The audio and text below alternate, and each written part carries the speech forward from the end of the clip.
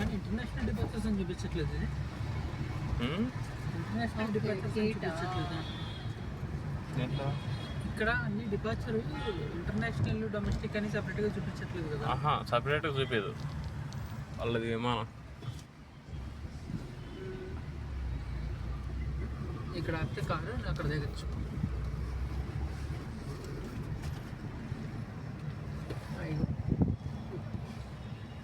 కనిపిస్తున్నాయి ఎన్ని domestic flights.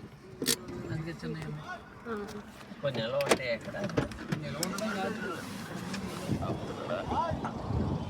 Just ఒక